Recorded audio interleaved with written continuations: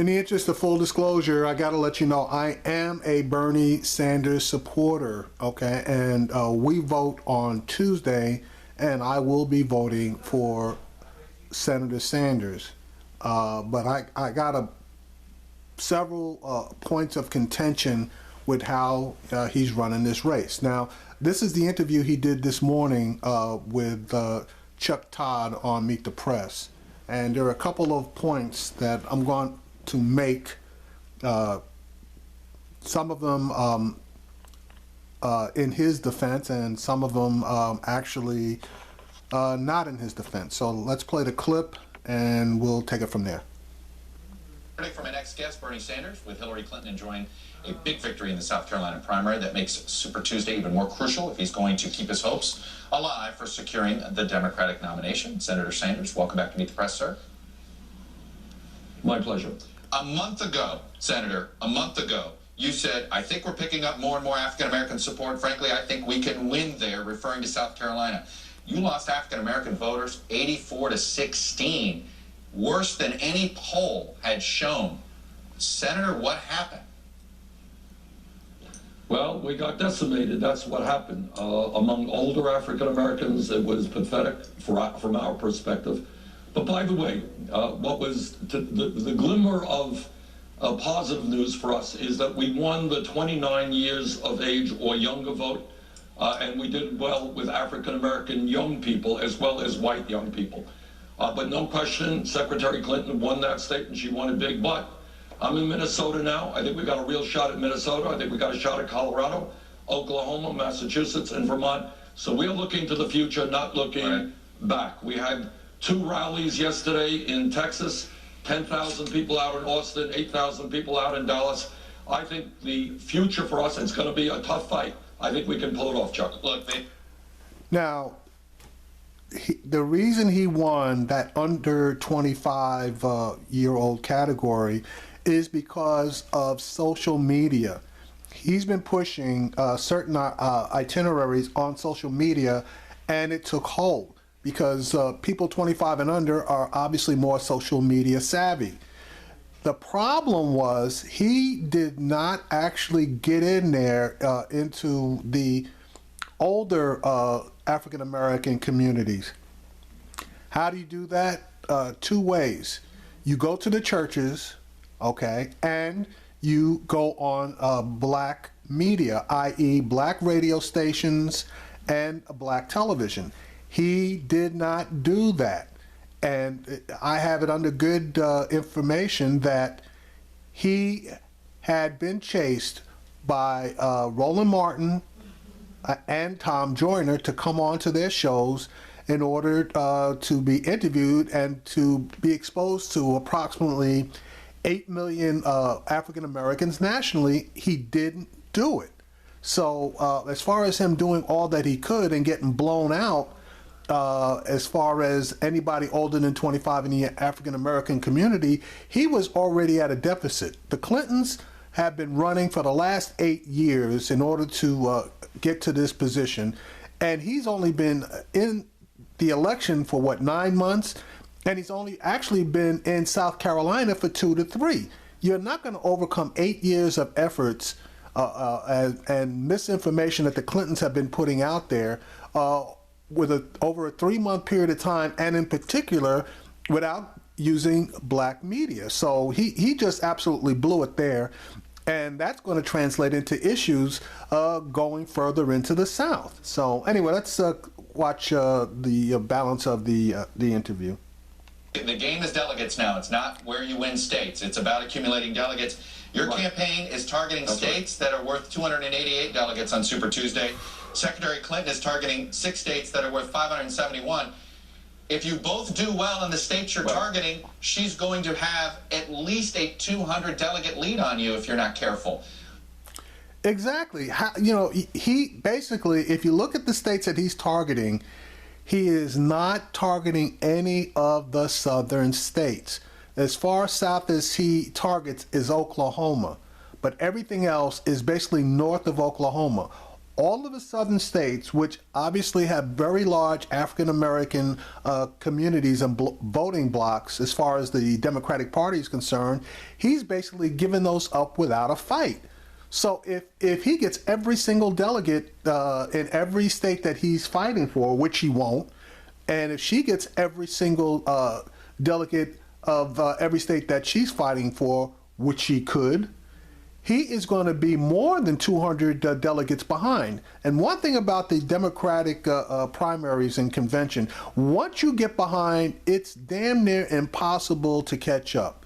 Now, he's going to be putting a lot of his eggs in the Massachusetts basket, but right now, the polls are showing that Clinton has pulled slightly ahead of him, even though he was like way behind her. He jumped out ahead of her, but she's starting to, she's catching up and has pulled ahead of him in Massachusetts. He's also gonna put a lot of his eggs in the California basket. My question is this: based on what he's saying, and I'm not a political person to know all the ins and the outs, to me, it doesn't look like he's actually going to try to win this. So, I mean, you tell me. I mean, he's going to have a lot of delegates when he gets to the convention, but she's going to have enough delegates basically to do what, obviously to win the nomination and to set whatever platform she wants. Now, obviously, she's going to need his voters in order to win the election, but she's not going to be coming in there as strong as a lot of people are going to think he's going to come in there. So anyway, let's continue, and then he's going to, I guess, further explain this. At that point, as much as that, why aren't you trying to win more delegates than her on Super Tuesday? Well, we are trying to win every delegate that we can. And not only are we fighting for Super Tuesday, we're looking ahead to California, the largest state of all, New York State. We think we're going to do well in Michigan. Look, Chuck, let's be clear. We began this campaign 9.5 months ago at 3% in the polls. 3%, 70 points behind Hillary Clinton. In the last 2 weeks, some polls nationally have actually had us in the lead. We have come a long, long way fighting for the message that we're going to end income and wealth inequality and a broken criminal justice system and a corrupt campaign finance system. We have developed enormous momentum all over this country. It is a tough fight.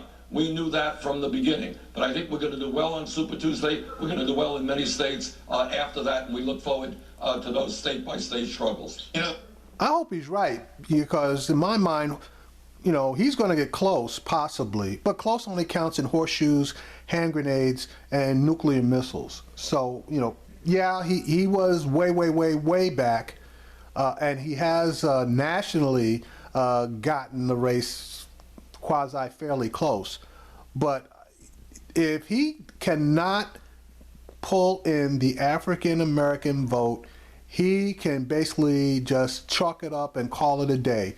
And basically, to me, and I'll say it again, it sounds like he has given up on trying to fight for the African-American vote. And if he can't get that, he's a dead man walking.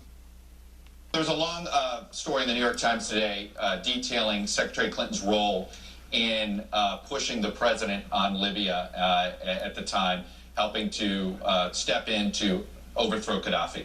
Let me ask you this. Would Libya be in better shape today if Gaddafi were still in power? Let me say this. Secretary Clinton and I have very strong differences of opinion on foreign policy. I helped lead the opposition to this disastrous war in Iraq. She supported it. To answer your question, no one can speculate. Nobody knows. But I think in terms of regime change, whether it is Gaddafi, whether it is Assad in Syria, these are terrible dictators. But you got to be thinking about what happens the day after, the kind of political vacuum that occurs in Libya, of course, as a result of the overthrow of Gaddafi. ISIS now has a strong foothold. I would have done it differently if I were president of the United States. What would you have done? Secretary Clinton also believes in a no. Well, I would have worked more patiently. I know it's a difficult situation, but you can't just go forward with regime change. You got to be thinking about the day after. And I think the same thing is true in Syria. Secretary Clinton disagrees with President Obama and myself regarding a no-fly zone. I fear that can get us entangled more into that war. I certainly hope that the ceasefire that they have now holds, negotiated by Secretary Kerry. But I think her approach to foreign policy and mine are just quite different. You know, earlier this week, as the back and forth on the crime bill you had said you supported the House version of the crime bill because it had an assault weapons ban in it, but that turned out not to be the case. So what? Now I'm going to stop that right here. I don't know what Chuck Todd is doing, okay, but I did the research a while ago, and the version of the bill that Bernie Sanders, and he was in the House at that time, he was in the House of Representatives, the version of the bill that he signed, that he voted for, had an assault weapons ban in the bill. So I don't know what the hell Chuck Todd is talking about. He's trying to throw a curveball here, and Bernie Sanders is going to dispute his claim. Put out a statement that was misleading Whoa, whoa, on that whoa, front. whoa, whoa, whoa, whoa, whoa, whoa, whoa. No, that's not my understanding. It was No, not but in the House you had bill it that in you that voted. bill. It was in a Senate bill, but it was not in that House bill. Best of my knowledge, hold it. To the best of my knowledge, there were two important provisions, and that is a Violence Against Women Act, which was very important. I've worked very hard to prevent domestic violence, and my understanding is there is a ban on assault weapons in that bill. Look, I spoke on the floor of the House about the harmful impacts of that bill, but weighing the pros and the cons, I voted for it. And by the way, I also voted against the so-called Welfare Reform Act that Secretary Clinton then supported, which has had a horrible impact on the poorest of the poor people in this country. All right. Yeah, Chuck Todd tried to throw a curveball there. Like I said, I did my own research on that one, and that assault weapons ban was definitely in that House bill. So I don't know if somebody gave Chuck some really bad information and he just went with it or what. But Sanders is right. The two things, and those are the two reasons why he actually voted for the bill. If those two items hadn't been added to that bill, he would have voted against that crime bill. But he felt strongly enough for the aid to the women that had been victims of crime or abuse, whatever, and on the assault weapons ban, that he held his nose and he voted yes on that bill, even though as he said, he got on the floor and he railed against the actual that three strikes provision of the crime bill, etc. Senator Sanders, I have to leave it there. I know you have another interview coming up. I appreciate it. Stay safe on the trail. We'll be watching on Tuesday. Thank you. You got it. Yeah, you got to kind of watch these guys because they'll throw in a lot of true information, but every once in a while they'll throw a curveball in there, and you got to be on your toes to make sure that you actually know what's going on.